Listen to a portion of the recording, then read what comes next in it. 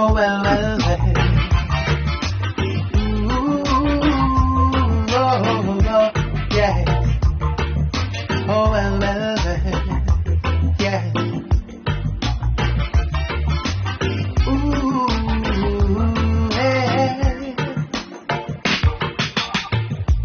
Babylon, I put out the pressure, but we stand proper no matter the weather. When they thought we'd given in, we heard from the king who whispered within tactical measures. Yeah. Wow, wow, wow, wow, wow, wow. Well, we're here. We finally made it. You're tuned in to Reggae Royalty. And I'm here with the wonderful Ven Spence from Reggae Gospel 360. We're collaborating today, and in the studio, online, we've got the wonderful man himself, Mr. Denis Mclean. How you doing, bro? I am well, thank you. Good to see you too. Oh, wow. It's been a time. We've been trying to organize this from time, but finally we're here. You know, as I say, nothing before the time. Exactly, and, exactly. It's good to finally have you in the studio. And yeah, we're just going to be running through, you know, just your musical journey today, really, and just let the listeners and the viewers know more about you. Who don't know you will know you when we finished. And those who do know you will know a little bit more about you. So, Denis Mclean, just introduce yourself and, just tell our listeners, our viewers, a little bit about yourself and you as an artist. Well, my name is Denis Mclean. Thanks for having me first and foremost. And yes, my name is Denis Mclean, and I would classify myself as a reggae gospel singer. And I think my journey kind of began even as a child listening to my dad playing reggae music in the house, Dennis Brown, Bob Marley, and it kind of always spoke to me because, you know, they were saying some serious things over beautiful melodies, you know, and it was, you know, it's something that you may not receive, you know, somebody lecturing you or talking to you harshly. But for reggae music, it was coming in loud and clear, you know, and I listened to a lot of, you know, what Dennis Brown used to say, wolves and leopards trying to kill the sheep and the shepherds and all these kind of things. And I've got to get myself together. I can't afford to let my faith go and all these kind of things, very sober messages. And it kind of resonated with me, and I think that's how I grew to love reggae music. So is it that because of the influence of listening to that type of music, when you like emerged into the gospel space, which we'll get into, is that you came into it knowing that you were going to be singing reggae? Yeah, it was kind of natural. I didn't really, because when I was growing up, I was even speaking to my sister the other day, saying that when we used to travel in Dad's car in the, I think it was 70s, all we had was pop music. And I just used to just rub me up the wrong way. I just couldn't bear it. I just couldn't, you know, there's nothing that, you know, synced with my mind and my soul sort of thing. And I just couldn't, every time I heard a particular song start, I was like, oh, well, I've got to sit through 3-4 minutes of this, you know what I mean? But when reggae music came, it was so warm and it was so, you know, mellow. It kind of, this speaks to my heart, you know what I mean? And I think I always wanted to be a singer, even when I was in primary school. I always imagined myself standing on the wall singing some of the favorite songs, you know what I mean? And singing to the crowd. I always imagined myself doing it. And and you know, I suppose as I got older and I started to sing a little bit, obviously my friend said, Dennis, shut up, you can't sing, stop it. But because I had a love for it, I kept doing it until one or two people said, you know, you got a nice voice, you know, let me hear that song again. And you know, funny enough, it was a Muslim friend of mine. Wow. There's a song I wrote, and he just loved it. He just loved it. Everywhere we went to somebody's birthday, he was in the car. He said, Dennis, sing that song. I'm like, I know I'm not singing it, man. It's too much. You know, always try to get me to sing. Yeah. And and that was, I don't think I ever recorded that song, but he just loved it. Sorry? Remember the lyrics to that song? You know, I can't even remember the lyrics to it, It was so long ago. Yeah, but I know it's somewhere around, somewhere in the house. I'll soon find it. I know it's somewhere. That's a But treasure. I haven't, yeah, it's something that, I should really, record, you know what I mean? Because it moved him. Yeah, it really touched him. Yeah. Yeah. So would you say you come from a musical family? Well, yeah, a lot of my relatives are singers. Most famously, John Mclean is my uncle. And they do say Peter McLean is a relative of ours as well. Wow, interesting to know that. Yeah, the most popular. For my listeners and my viewers who are not aware of the names that Dennis just mentioned, so John is a very well-known UK lovers rock, I guess some people would term him as vocalist. His most popular song would be "If I Gave My Heart to You." Am I right in saying that? Right. So that would be the one that most people know John for. And then Bitty, he's just got a plethora, too much to mention, really. But yeah, so it's in the genes. It's definitely a blessing from come down in that device, you know. That's right. You that, yeah. Yeah, 100%. Yeah. It all started from Gran. Gran used to sing in church, and it was really lovely to kind of sit down and listen to her and her brethren sing in the kitchen and stuff like that. It was really something to behold. You know what I mean? And they didn't run you; they allowed you to take. Yeah, allow me to sit in and listen. Yeah, yeah. And funny enough, it was John who put me in my first show. When I first made him hear some of the demos I was doing at home and recording at home, he said, "Yeah, you know what? I'm gonna put you in a show." And we went all the way. I think it was Birmingham, actually. Birmingham. How old were you? Do you remember? I was about 20, 21. Yeah. And that was the first secular show I did, and the first and last, actually, because I think further down I became a Christian, and then started to sing gospel music. Yeah. Okay. Yeah. Okay. So, I mean, you mentioned some of the artists in the past that you used to listen to. That was your influence, and they all obviously they sit in the reggae space. Were there any other artists from any other genres that you used to like listening to, or you'd say you like their vocal style of music? Well, I suppose when I was younger, really young, I think it was like we kind of like Michael Jackson because he was around our age group sort of thing. And we grew up with him. But I think it was the reggae industry that sort of like just took my attention. You know what I mean? We got involved in the body popping and all this kind of thing. But reggae music was always the first love. You know what I mean? Always reggae music. Yeah. Okay.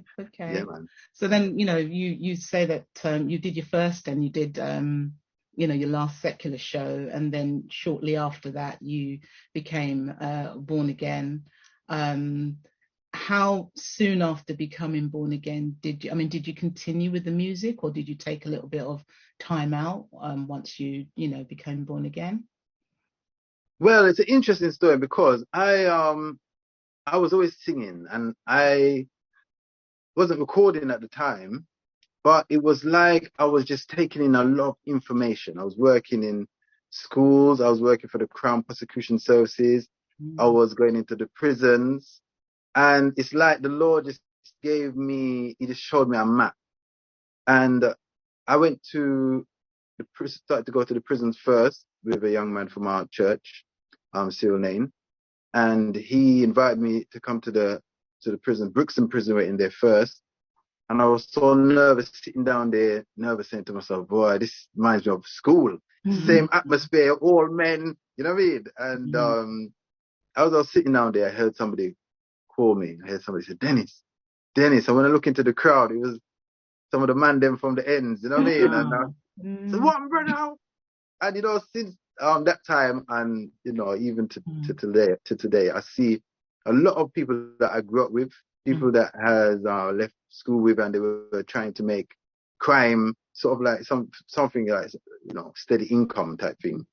And it sort of like opened my eyes to some of the things that they were getting involved with.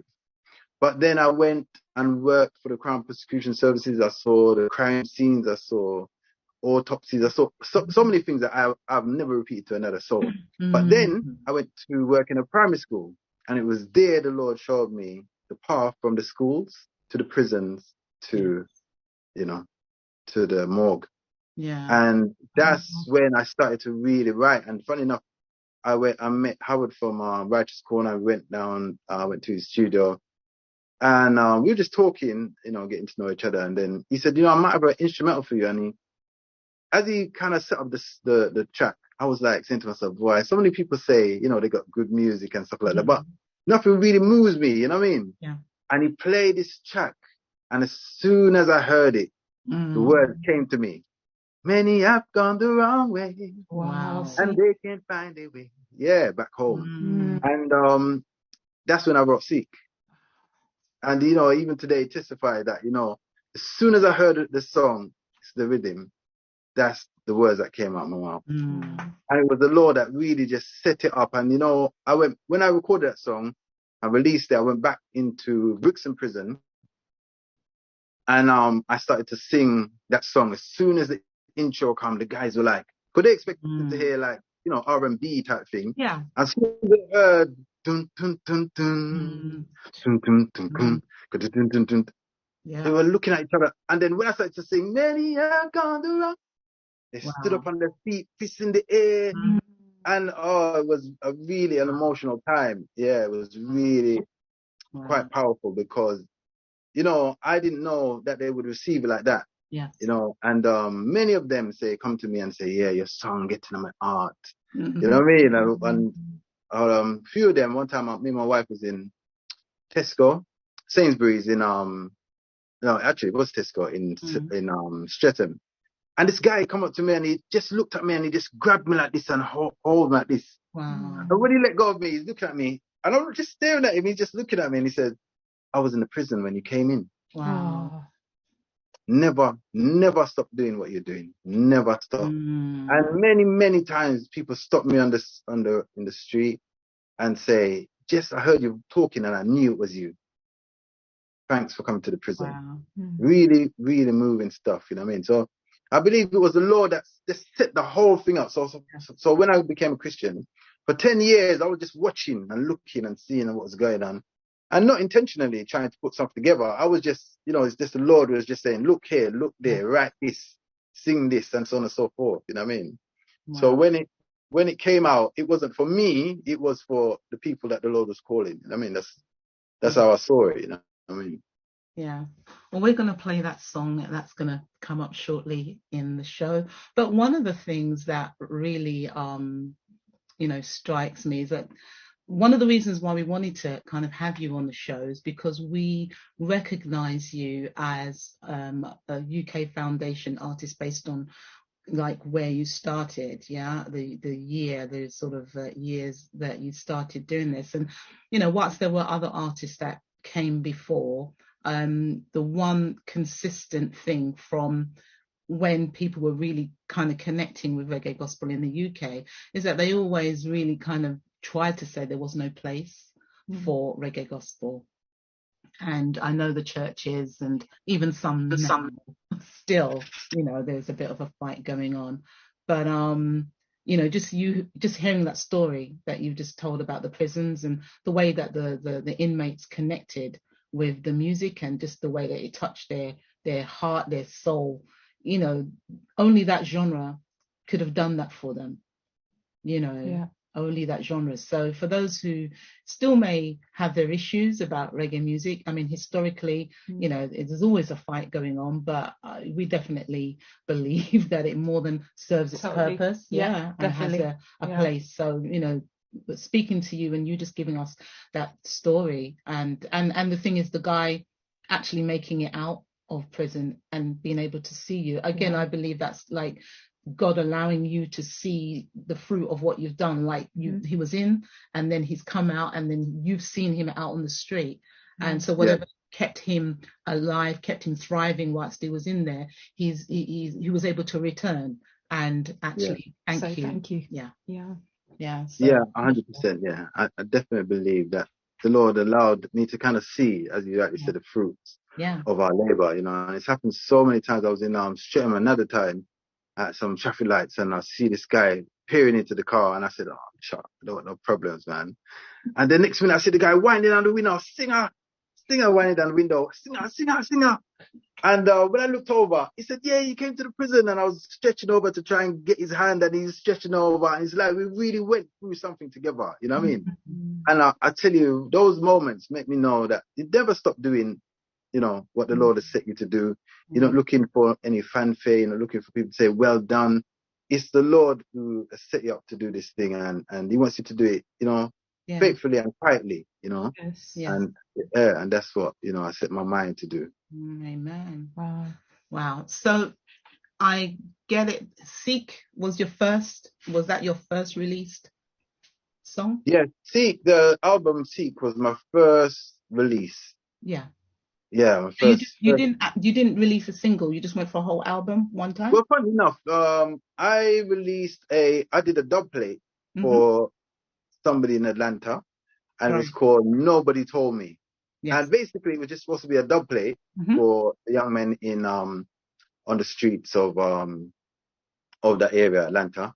And he asked me to do it, and I said, "Okay, no problem." So when I listened to it, I said, "You know what? I'm going to take out the dub plate vibe out of it from the beginning and just send it out." You know what I mean? And you know, nobody told me of the blood that cleanses sin. Yeah. And once again, it came from Atlanta to England, and Dave P played it. I think not Dave P. I think Dave P played it, but it was being played on BBC One Extra as well. And yeah, a lot of people thought I was an American artist because that's where the song came from. You know what I mean? And it peaked at number 3 in that chart, which was a great blessing. And when Seek came out, Seek peaked at number 3 in the dub vendor charts, which was another blessing because I always look at it like it's reaching secular audiences. You know what I mean? Even I think it was Kiss FM. David Rodigan played Seek for the Old Path or Seek on his radio station. Yeah. And once again, you know, you're not looking for fame, you know, and not looking for awards. You just want the people to reach it because, you know, when I go and sing at secular events, you know, some people are a little bit resistant against it, but you see some people, they just needed to hear the gospel. Yeah. They just needed a word from the Lord. You know what I mean? And you know, I can resonate with that because when I was in the world doing my own thing, every now and again I needed to hear from the Lord. I needed to hear, "Yeah, I still want you. I'm still calling you. I still need you here. I need you to move from where you are to," and that was reassuring. You know what I mean? So I know that anytime, you know, No, I was going to say, you know, that, you know, we talk about, you know, whether we're sowing or whether we're watering, and, you know, we say that God gets the increase. Yeah. So it's like when you were in the world, but you knew you needed to hear that. So for the people that at the time were, one person was sowing here, you know, they're going about sowing. They don't know whether when they meet the next person, it's watering time for that person. Yeah. You know what I mean? So it's like whatever, you know, God finds for your hands to do in that space, you're either sowing or you're watering. We're constantly doing one or the other. That's what we must always be doing, either sowing or watering, because we know at some point God gets the increase. He got the increase. That's why all three of us can sit here today and say, "Praise the Lord," you know. That's right. That's right. People were sowing, others were watering, and at some point we gave in, we surrendered. Yeah. That's right. We surrendered. Yeah, Amen. That's right. That's right. Amen. So that's encouraging because that's you acknowledging, even when you were in the world, you knew you needed to hear from the Lord. You know. That's right. That's right. Yeah. Amen. Yeah. I knew. Some people don't have that consciousness, really. Yeah. Yeah. Wow. But yeah, some people are running from the Lord, and I speak to some people, and they seem so far away from the Lord. And when they come to Christ, you know, I think it's one particular lady I spoke to her, and I said, "You know, you seem like you were never going to come to Christ." And she said, "You know, I always knew, but I just wanted to do my own thing." And you know, anytime anybody came to me with information about the Lord, I'm like, I got plans this Saturday, I got plans next week, I got plans next month. So she threw it off. But sooner or later, you know, through, you know, it caught up, and she was like, yeah, you know what, I must surrender. I must surrender. Because, you know, the enemy demands you to do certain things to prove that you're his, you know what I mean? And you'll oblige, you know what I mean? You will oblige. And, you know, you can see, I didn't really see this for my life. I didn't really want this for my life. And, you know, but God says, yeah, you can come to me, you know what I mean? Wow. Yeah, come to me and I will give you rest, you know what I mean? My yoke is easy and my burden is light, you know, and when you come to the Lord, you realize, yeah, you know what? Look, you know, I didn't ever imagine myself being so, I suppose, as instrumental in gospel, in sometimes on the street, and I speak to people, and you know, it's just the little things. Even the last couple of weeks ago, I was even trying to avoid this guy. He just erratic on the road and just moving a little funny, and I went to the shop and then came back out because, you know, sometimes as men we can be fiery as well. You know what I mean? When we see danger, it's either we fight or we fly. You know what I mean? And sometimes we just got, that's what we do. There's still a little bit of David, still a little bit of David in you. That's right. I used to be wary. Yeah. And so as soon as I came out the shop, he's walking towards me. And I said to him, he said something to me, but he was talking so fast I didn't get what he was saying. I went in my inside pocket and I took out a little Bible. I said, yeah, brother, all this. He said, no. I want you for a cigarette. And I'm like, I haven't got any cigarettes, bro, but I want you to read this about Christ. No, I'm a Muslim. And he was going on. I said, brother, listen to me. Yeah. This Jesus I'm telling you about will walk with you and talk with you. He's the one that made you, you know. You see how your hair flow. You know what I mean? He's just a beautiful young man, you know. His hair, you can see he's rich, you know, like, you know, and you see how the Lord beautified him. I said, look how the Lord has beautified you. He knows where he wants you. You know what I mean? He knows where he wants you to be. And he's like, yeah, I hear you, man. I hear you. I said, but look, you stay out here and hustle. It's hard work. And he said, yeah, man, it's hard. I said, bro, I can see it's hard. I wasn't never a street man. But I can see if you're outside for 20 minutes, you need water, you need something to eat, you need to sit down. There's no provision for you outside. And he said, you know what? Yeah, you're right. You know, I'm going to read it. I'm going to read. And he went away with a different walk, you know. He's walking with something in his mind, like he's going to go home, he's going to go somewhere. You know what I mean? And he wasn't roaming the street as he was when I first met him. So we got work to do, and it's not always on a big stage and a big light and a big, you know what I mean? Yeah.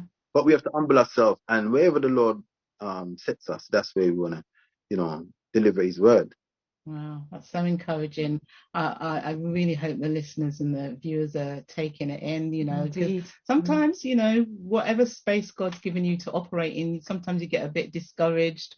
Things look like they're taking long, whatever. But what you're, you know, really saying, Dennis, is that, yeah, God has given each and every one of us something to do. So everything, something to show, and he gives every one of us something to do, even if it's something little, even if it's praying, you know. And I say, sometimes I see the elders and I say to myself, boy, you know, sometimes you see the elders at church and say, I was praying for you this week. And I said, I would love to be like that when I'm older. You know, just if I can't move a lot or I can't do a lot of things, I want to be able to have that mindset. I can pray for people. Serve with heart. And we just remember people at church, remember what people are going through, see the people walking past our window and just pray all the time, pray without ceasing. And the Lord always gives, and that's why I love the Lord and the ministry of the Lord. He always gives people something to do, you know.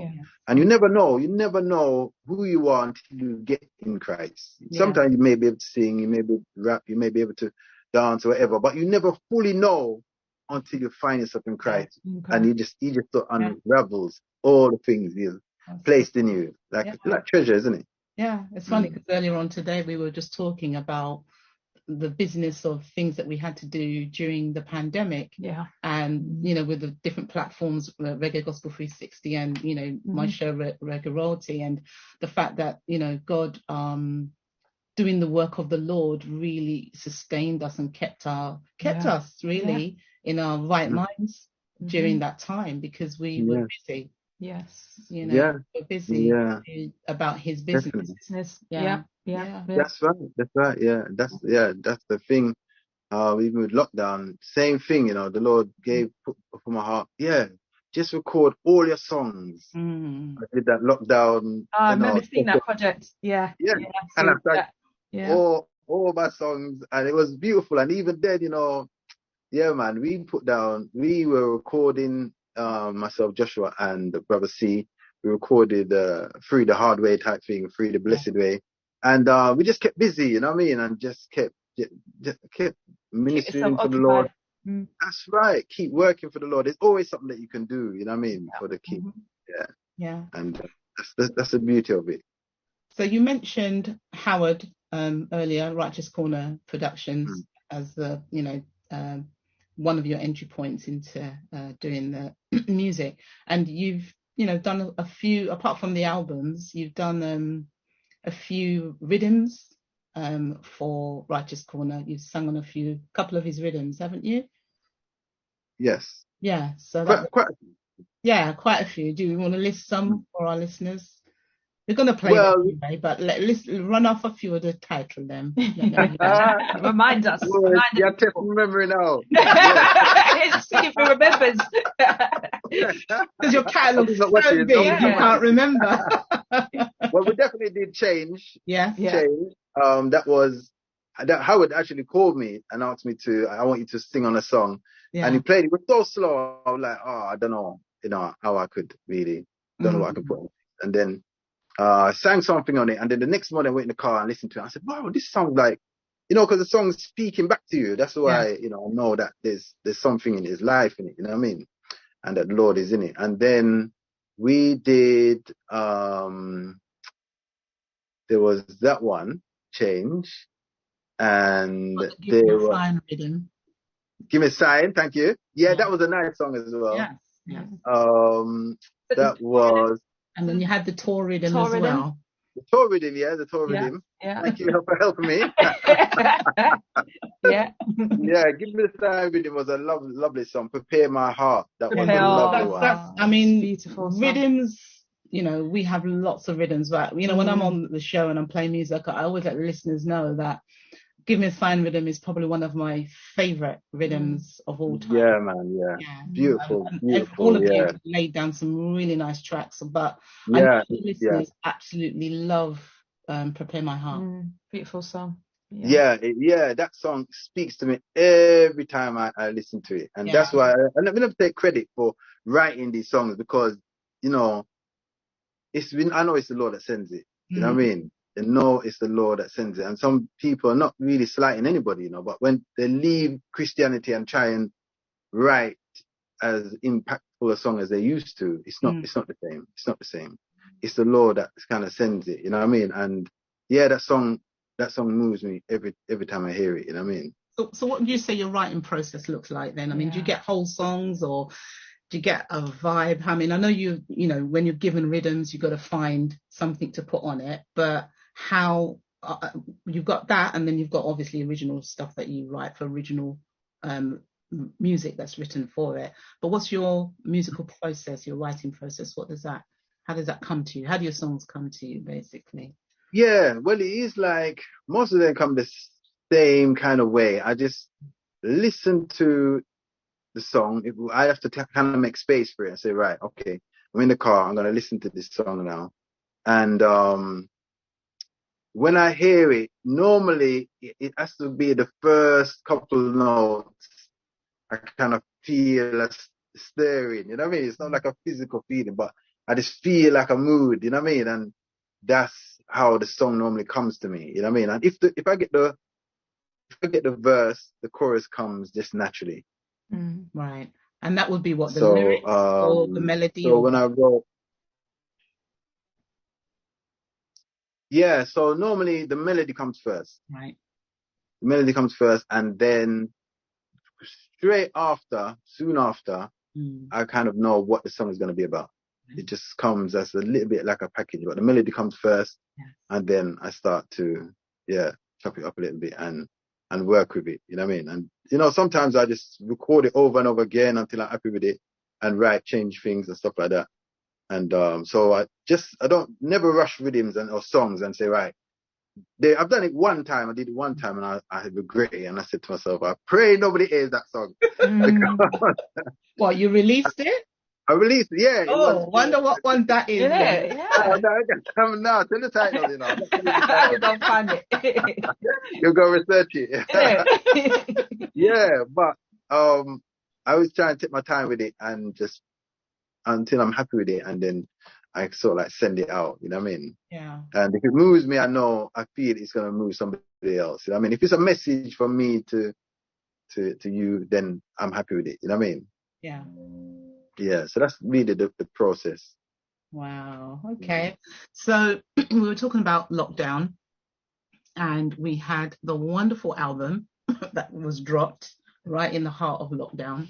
Yeah. Before we talk about the album dropping, how long really did it take for you to pull that album together? Yeah, I think it took roughly about 18 months, if I'm not mistaken. I think it was roughly about 18 months. I think it was just before lockdown. I can't remember if I was home or I was driving. I said, hold on a minute. How come I haven't released another album since Seek? Seek. You know what I mean? It just dawned on me like, Seek, hold for on a my minute. listeners, Seek came out in 2009. 9, yes. Yes. And then 2019, I said to 10 years later, I said to myself, what happened to the album? You know what I mean? It just sort of like dawned on me. So I said, all right, then and I had a list of songs. I had some songs that I wrote even before Seek, before the album Seek came. And The Love It Brings, I had that for absolutely ages. Oh, wow. Love It Brings. And that's really dedicated to my children and the children that I work with and stuff like that. And so, yeah, I had some of the songs. I had roughly about 6 songs, but the rest I just put together and wrote and stuff like that. Yeah. Yeah. And it's a live album with the musicians. That's what we loved about the album. Oh, incredible. Yeah. So who were some of the musicians that worked on the album for you? Well, the studios I worked with, once again, Righteous Corner was a great link because I needed some original Jamaican reggae music, live reggae music. Authentic stuff. Yeah. Authentic. Authentic. Yeah. Authentic, Yeah. True. Yeah. And how was the link for that? And he just liaisoned with the artists over there, the musicians over there, and they just put together some beautiful tracks for me. Yeah. And sent them back over. So 1 and 2, there's only one I didn't use. And then I got it, redone over here. Yeah. And, I got another track from Ratchet Corner was Wolves in Sheep's Clothing. That was from Ratchet Corner. Yeah. And so, so we just put them together and then I recorded them here. Yes. So got the instrumentals abroad. Yeah. Then they were sent here and I just recorded them all here and got them mixed different places. Wow. And it was really, I really enjoyed the process. I really enjoyed it. I mean, because once again, go on, sir. So we enjoyed listening to it when it came out. Thank you. Thank you. Yeah. Every single track, Dennis, it was like, wow, everyone, you can name the tracks, the mark. I mean, Symphony. I mean, it's just a different story telling with each, and your lyrical content, everything, the production, the live instruments, the way they just come in, the way it just fade out the end, very natural. Beautiful. Yeah, man. Yeah, man. Yeah, definitely. Was it Return of the Christ, the title track? That was track of the month. Yeah. For I think it was the March of that year, 21. But we had to show it some love and some honor. Of course. No way really, really appreciate it. Yeah. Wow. Yeah, definitely. And following on from once Seek again, album. that was following on from Seek. So Seek and then Return of the Christ. Yeah. Now I'm just saying in terms of the fact that the way you've been able to follow it through so nicely, the Seek album, brilliant piece of work, and then coming on with Return of the Christ. Yeah. It was just like a level up. Like, wow. You didn't drop anything.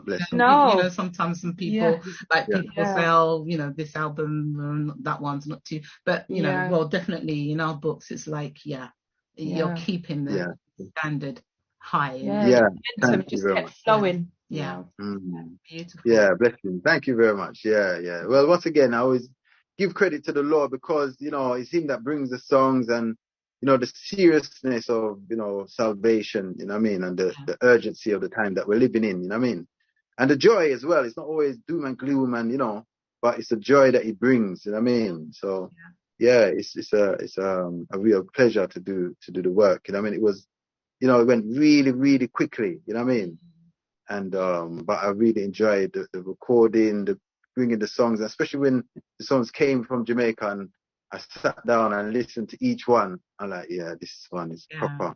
And funny enough, what I really enjoy is some people that I meet, they say, I really like this song or that song, and it's really different for what I would have expected them to say. You know what I mean? Yes. I think Ven one time said she liked the fire tune. Yeah. And so it's varied, and it's a beautiful thing. So it just encourages me to continue, and I would continue anyway because you never know who you're reaching. You know what I mean? And I think sometimes we have a fan base, and we can sort of like sing for them, but that's a mistake because you don't know who's listening. But we have to kind of make music, regardless, and we have to just do what we can for the time that we can do it. You know what I mean? That's right.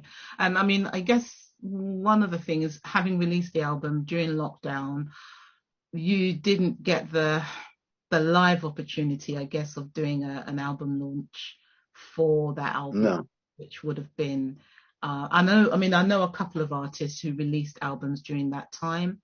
And they're even now considering maybe, doing something retrospectively because obviously, the time wasn't afforded to us to be able to do that during that time. But it definitely would have, taken on a more mileage, I think, if you'd been able to do that, which is a bit of a shame. But something to think about, definitely. I think, there's so much music in the market space now, and I think not because you've done an album. I read somewhere, and I keep saying this, that the people say that when you release an album, and they're talking like mainstream, sometimes it may take 2 years, unless you're a known person, but give an album 2 years to actually breathe and find its place.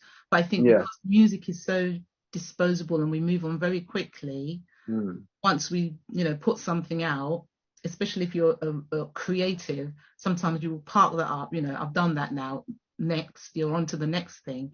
And I think sometimes we don't allow our music to breathe long enough before we've moved on to the next thing, and the tracks, like I said, they're really nice, so something. Well, definitely, I would love to do, because even after when lockdown eased a little bit, I was doing a few songs outside my church and singing out some of the songs. Which was nice. The kids walking past, waving and coming in the yard and stuff like that. It was really nice and encouraging, sort of thing. And so definitely, I would love to do some live, shows and stuff like that, which I'm trying to gear myself up for. I'm trying to do as well some videos just to promote the album. I did Change, which was a nice process again, doing that video, and sometimes singing in the street. Some of the clips we didn't put out, but it was nice singing in the street. Sometimes we were outside in Blackfriars and we were just singing the songs, and the people were looking, and sometimes you see them rubbing their beard, like, because the message is going out, we're recording, but they can hear the words, you know what I mean? And I really love it. I really love to see, them contemplating and thinking about the things of the Lord, you know what I mean? So, I have it in mind to do it roughly about 2 more videos for that album, and then, then do some live stuff, and then try and move on to the 3rd album, God's Still Alive. Yeah. Cool. So we'll park up the music for a little bit. So when you're not singing, when you're not ministering out on the street, what sort of stuff do you like doing? You're a good cook? Well, you can cook? Well, I can cook, I can. I can cook just about anything. I can cook. Nice. Yeah, so rice, yeah, I can cook rice. Peas. So yeah, so normally if I can't cook something, I go and check mom, and mom shows me how to do it. And nowadays you can go online anyway and check and see, you know, how people are doing it, sort of thing.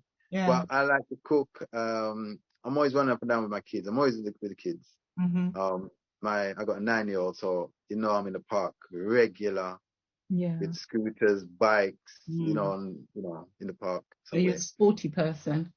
Yeah, I have to try and keep active. Yeah. And I just started bike riding with my friends as well, which I quite enjoy that as well. I quite enjoy that. I mean, anything to keep the middle-aged spread at bay. Anything to keep the muffin top, the muffin belly down. Yeah, man. Honestly, it's just like you're creeping up overnight. But yeah, we just just trying to keep active. So if I'm not working, 'cause I'm a driving instructor by trade, and that's what I do for a living. But I'm always with the kids, or riding or walking. I like walking as well nowadays. Yeah. And just keeping active, because obviously you're sitting in the car sometimes for 4 hours a day, 4 or 5 hours a day, and you're not really getting a lot of exercise. So I just started walking in the morning or afterwards, and just try and keep active. You know what I mean? And I understand you've also written a couple of books as well. Yeah, I've written how many books now? Yeah, about 3 books. I've written children's book called Whatever You Plant, and when I was working in Whatever You Plant, when I was working in primary school, when I was saying to you that I started working in primary school, it kind of, yes, the music was there, but I needed something that I could give to the children. You know what I mean? And so I wrote that illustrated book. It's a colored illustrated book. I would say from about 6 to 11-year-olds, or 6 to 11-year-olds, and I wrote the book. And it was well received. I went to different schools and read it. And my school, the school I was working for, they bought it for the children and stuff like that. So it was really well received. You know what I mean? And I was also invited to secondary schools. I read it to the year 11s and stuff like that. And we had some really good talks about consequences and stuff like that. Right. And then and then I wrote a book about absent fathers, Chronicles of an Absent Father. And that was another well-received book as well, because it's talking about a man who, he left his child, and the mother was just growing up with his teenage boy who was into drugs and all this kind of thing. And she said, well, look, I got to find his dad, because nobody else. He's like a trickster. He keeps tricking the police and the learning mentors and all kind of things. She has to find his dad. So when she does find his dad, he starts to engage with the son. The son tries to trick him as well, but the dad says, all right, then you think I'm a mentor? I'll be a mentor then. So he didn't know he was actually his father. So the story goes on, and how he kind of sees what his son is doing, and some of the crazy things, and he starts to interact with him. And later on, there's a bit of a twist. So you get to find out that he's been dealing with his dad all along. You know what I mean? Wow. So so it's quite a good. I enjoy reading it and listening to it now. But yeah. So, and the last book I wrote was just a little chat, which is called My Love for Rastafarians. And my mum used to be a Rastafarian, and she used to take us to 12 tribes dances and stuff like that, and the meetings, more so the meetings and the celebrations more than the dances. But that's how I started to read the Bible. So mum gave me a Bible and said, right, go and look for Haile Selassie. And I started to read the Bible. I couldn't find him in there. And I kept asking my mum questions, and she's like, she got credit for the questions. So she brought the elders to speak to me. And some miraculous things happened, because one occasion she was saying to me, Dennis, I need you to meet this man, Ancient. I need you to speak to him, because he'll have all the answers. And one day I went to mum's house, and he was there in the room, Asian Rastaman with grey locks, and he was all the way down his back, and he looked Asian. He looked like a man of mystery, sort of thing, you know what I mean? Father time. yeah, just like this, standing there like this, and just, you know what I mean? Look, really good. Yes. Yeah. But we started to talk, and I said I think I just became a Christian about roughly 6 months, and they started to tell me about Haile Selassie, and I said, there's a problem because in Revelations, this title, I didn't even go into the text. I said the title says the second coming of Christ. Yes. How can Haile Selassie be Jesus if this title says this is the second coming of Christ, and then it goes in how he comes and take hold of the Antichrist and just flattens the wicked, the enemy, and he takes over the kingdom. He starts his kingdom and he starts reigning the world. And so he started to get a bit confused, and he started saying, no man. He started to go into certain things, and I said, brother, there's a problem. This says the second coming of Christ. Haile Selassie was a Christian man. How can he be Christ? Yes. And he got up and he went in the bathroom. This time mum was a Christian. Mum was a Rastafarian. And when he went in the bathroom, Mum looked at me and said, Dennis, I know that it is Jesus. Wow. Right. Wow. I left there humble like a lamb, because I knew it was the Holy Spirit who came in and taught everybody. Because some things came up that I didn't even really mean to bring up, or, I stumbled upon it, but it was the Holy Spirit guiding everybody. You know what I mean? Yeah, and Mum became a Christian, and it was just beautiful, man. Everything was just the Lord, you know what I mean? So I just put my evidences in my love for Rastafarians. I put my evidence in there, and when I see the Rastafarians, I send it to them or I give them the book, and they say thank you. It's not no aggressive, information. It's just love. Yeah. It's just stating the information there for them to see, and showing them that there's a trackable evidence that we can follow and find who Jesus is. You know what I mean? And Haile Selassie himself, as I said, was a Christian. Yeah, and he loved the Lord, and he traced his roots back to Solomon, but he was a Christian man. Yeah. Wow, that's wonderful. And those books are still available online? Yeah, books are still available online. Okay, excellent. We'll make sure we put the information up for our listeners and our viewers, definitely.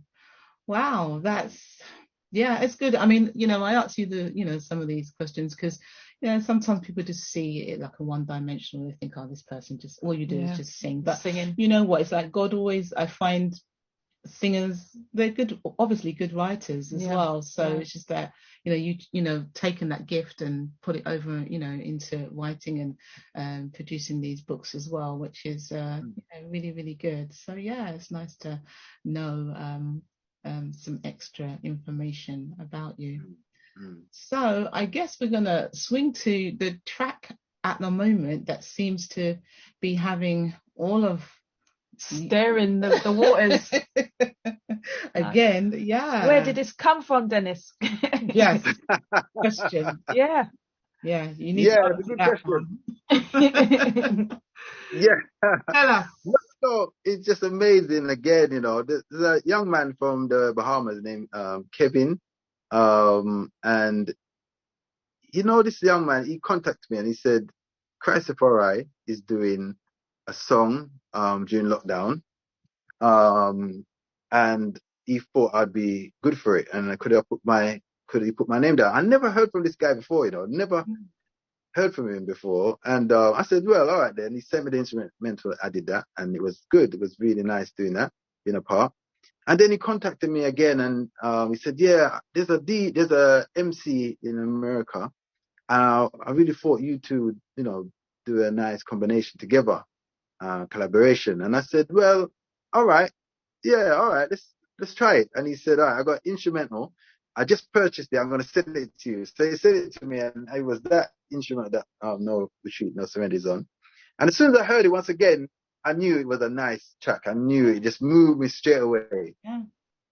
And so I started to interact with Big Born Again, the sword singer. And we started to talk. And strong name, yeah. And we just started to, we really clicked and started to just call each other socially, you know what I mean? And I said, right, look, let's let's start writing this song. I'm gonna write down. I told him what I was kind of hearing, and he said, yeah, I already started writing. I already got it. I kind of got the vibe. And so yeah, we just I finished my part and recorded it and sent it to him, and he just finished it off. And yeah, man, it was just there. Completed, yeah. So the music was actually, I mean, the track was actually sent to you. It was produced elsewhere, in Bahamas or Jamaica or where? Yeah, I do believe. Yeah, I think one of the secular artists. I can't remember his name at this present moment, but yeah, it was a secular producer that produced it, and he was basically, sometimes they sell their music and stuff like that, and Kevin purchased it and sent it to me.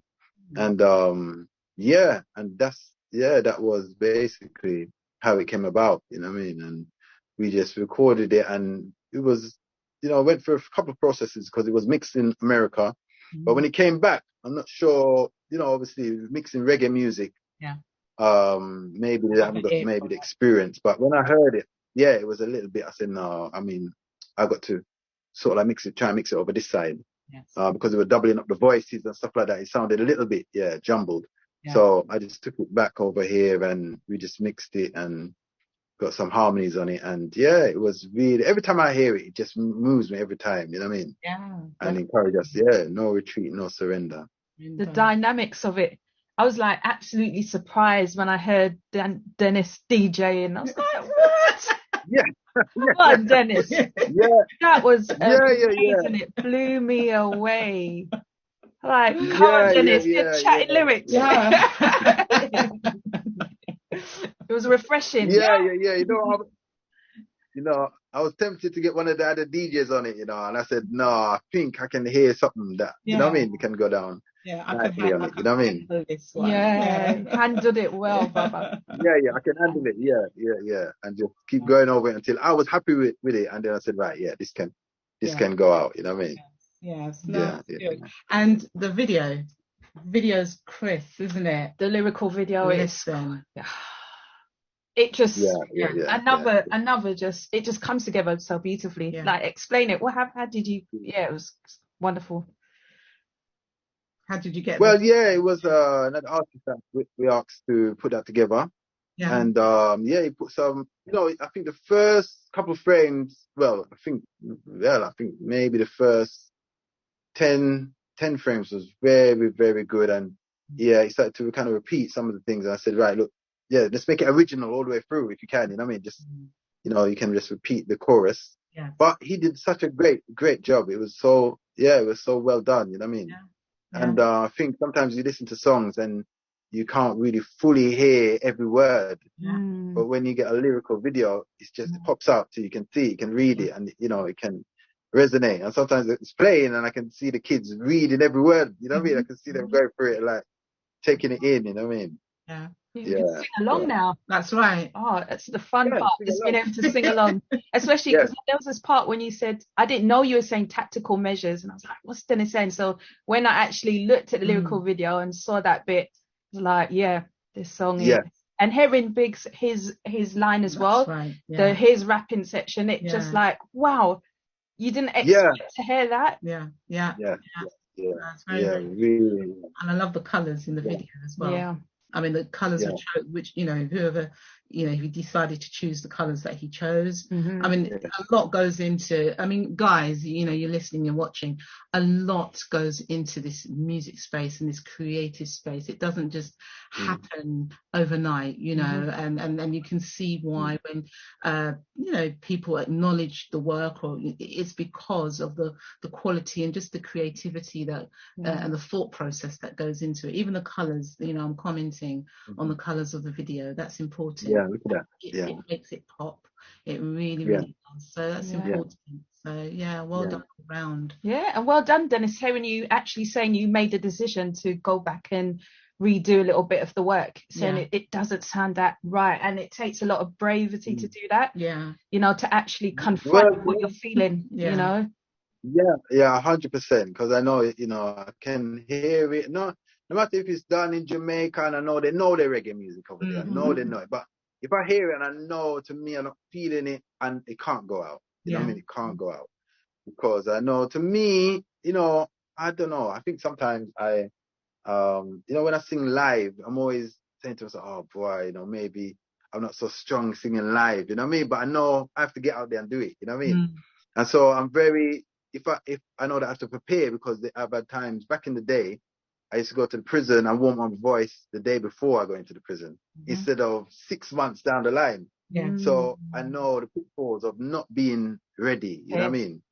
And so, so even if I'm putting out something, you've got no excuse to just fling it out there and hope that somebody will catch a scripture or the message. You have to put it out there with, the quality that the Lord gave you the ability to do, you know what I mean? Yes, so yes. that's how I see it, because you have longevity. People can play 15, 20 years later, and it's still got that impact, you know what I mean? Yeah, definitely. So you mentioned, you've got a few more videos lined up off of the Return of the Christ album to do. Anything else in the pipeline that you want to share with our viewers, our listeners? Anything that you're able to share? Well, no, not really. I think that is it. I think I'm gonna that's the short term and long term plan. Just gonna, I would love to do, as I said, a third album. You know what I mean? I got my mind set on certain things that is going to be slightly different from the last two. And and I'm excited about the lyrical content, because when I went through some of the songs, I got about 5 or 6 songs. I've got the titles, and I know, what type of songs they're going to be. And that kind of excites me, because I haven't heard them. I haven't heard them yet. But I believe the Lord is going to bring something that, that we can all enjoy, you know what I mean? And I can listen to it and say, oh, I really love that. I really love, how that came, you know what I mean? Wow. So are there any events coming up, anything? I mean, I know people are just slowly rolling out to do things. Anything that's confirmed that you're able to share? There's a few in the pipeline that's not fully confirmed, but for August time. Okay. August onwards. And I will be recording, I will be doing some sets in my church outside in the yard, singing to the neighbors. And we did have a conversation with some of the artists that we want to be in Brixton sometimes and just sing out some of the songs and just sing out, because we're not really churchified, because we weren't really brought up in church. And so anytime we're in church and something nice is going on in there, I always say to myself, boy, we need to be outside. We need to bring it outside, you know what I mean? Reach the people. Sometimes it just grips the people, your message grips them, and they can't shake it, and it's good for them, you know what I mean? So that's where we want to be. That's where we want to be this summer. Nice to hear the atmosphere being, perforated with, musical content and sounds that, we know that's going to bless the people and bless the Lord as well. So definitely. Wow. We keep it going until we see him, you know what I mean? Sorry? Yeah, we keep going until we see him, you know what I mean? Yeah, definitely. Well, we're going to be playing a few songs throughout, the show anyway, from both albums. And I hope the viewers are going to, plugging in. If they've not heard, like I say, if they haven't heard of you, they will definitely have heard of you now. And, just thanks for sharing, some of your journey. I mean, is there anything else that you want to share with us before we let you go? I mean, I'll let the people know where they can find you, what your socials are, platforms, etc. Well, my socials are Denis Mclean, just Denis Mclean, and that's with one N or two N's. That's just one N. I'm not the menace. Just Dennis. Dennis one N, and McLean M and Clean. Just M and MCLEAN. And you can find me on all social platforms. And I just want to thank you for having me, and appreciate the time, and the fellowship, and the reasoning, and just keep going yourself. And thank you for your support for the reggae gospel arena, and really appreciate what you guys are doing. I mean, amen. We appreciate you, Dennis, ultimately. So thank God for you. And thank you for sharing the gift with us and to the world. Amen. Oh, bless you. Thank you. Blessings. No problem. Over now.